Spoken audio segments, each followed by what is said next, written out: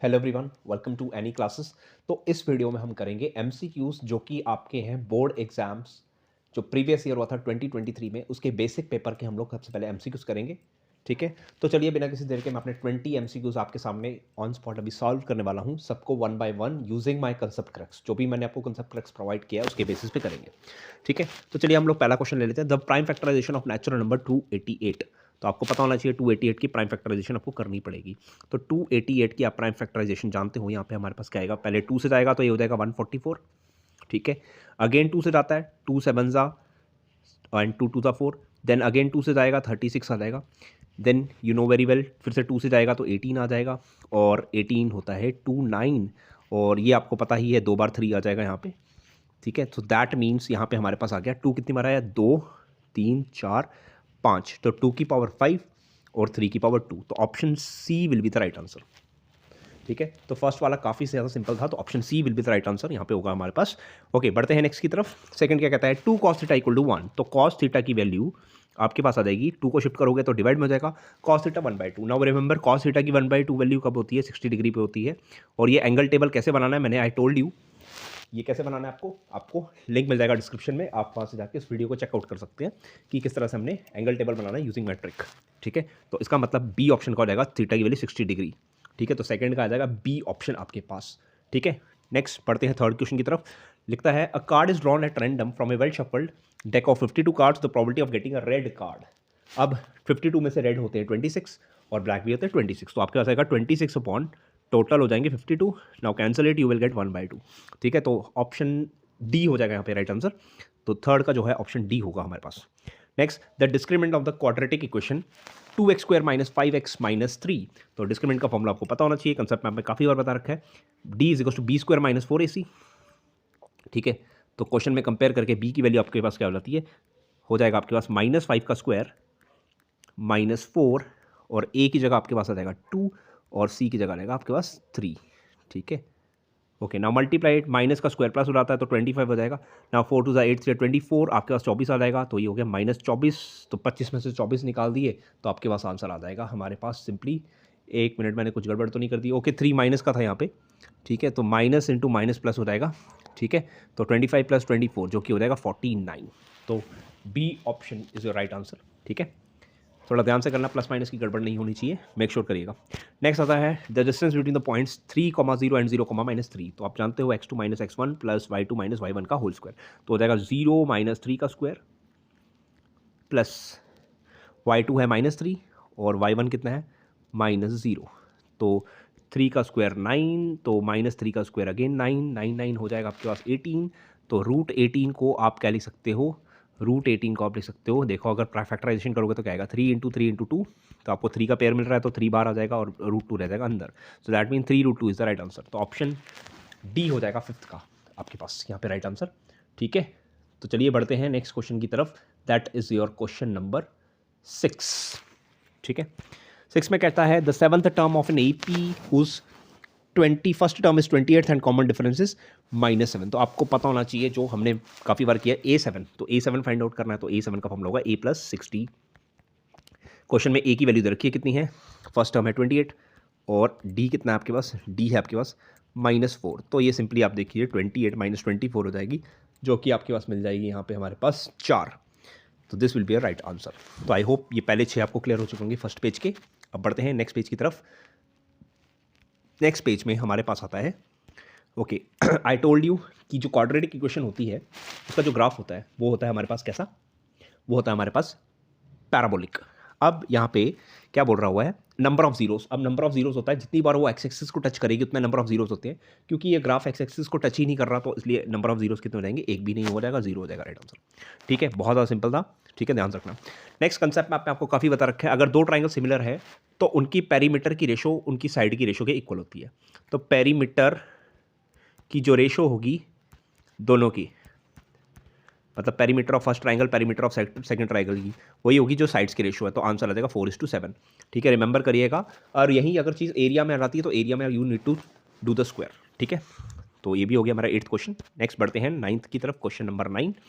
ठीक है, question number 9 क्या कहता है हमारे पास, in the given figure A B is parallel to C D. A B की वैल्यू 5 है, सी डी की वैल्यू 2 है, ओ बी की वैल्यू 3 है, ठीक है। देन ओ सी इज़, ठीक है, सबसे पहले मैं ये बता दूं ये दोनों ट्राइंगल्स आपका सिमिलर है। क्यों से सिमिलर पता लग गया, देखो सबसे पहले देखो ये बीच वाले जो है ये क्या है, वर्टिकल अपोजिट एंगल, और ये ऑल्टरनेट एंगल्स।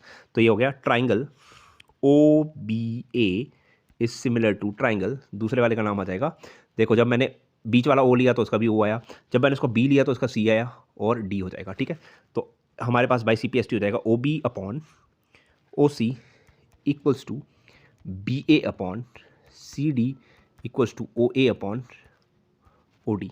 अब मेरे पास स्पेस नहीं है तो मैं ऊपर लिख देता हूँ। ओ बी की वैल्यू क्वेश्चन में दे रखी है 3, लिख दिया मैंने 3। ओ सी की वैल्यू नहीं पता तो ओ सी को ओ सी ही रहने दो।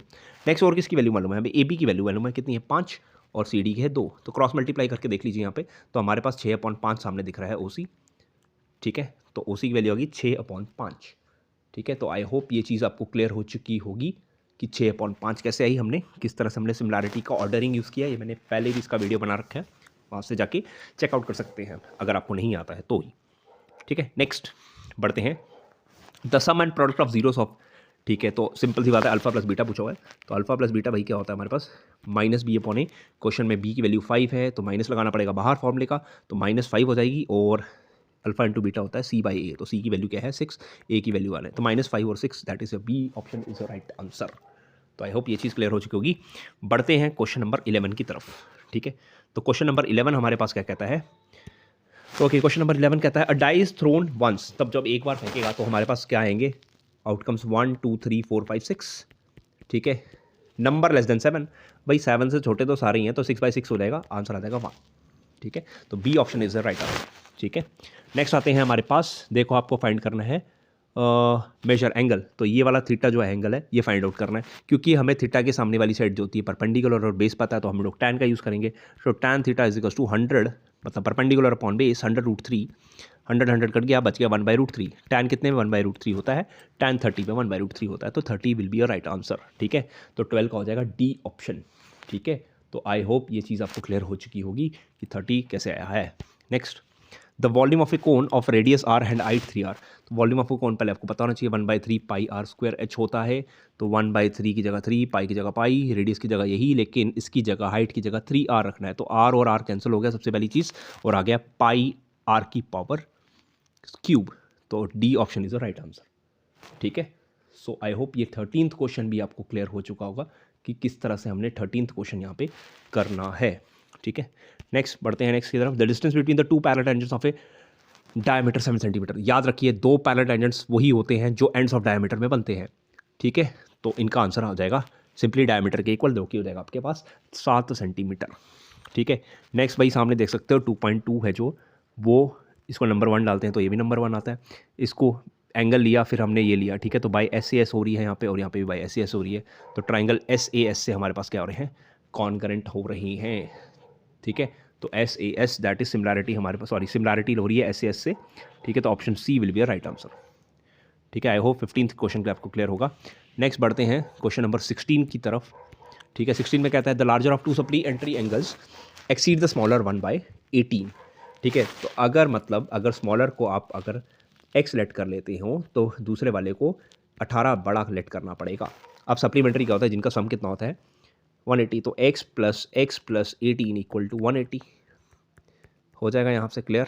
तो 2x = 180 - 18 जो कि हो जाएगा आपके पास 162। तो 2 वहाँ जाके डिवाइड करेगा तो आपका स्मॉलर एंगल है वो 81 हो जाएगा, और जो बड़ा वाला एंगल है उसमें 81 में 18 प्लस कर दो तो कितना हो जाएगा 99 हो जाएगा, तो आंसर विल बी योर 99। ठीक है, तो option number B is the right answer. ठीक है, आई होप ये चीज़ क्लियर हो चुकी होगी।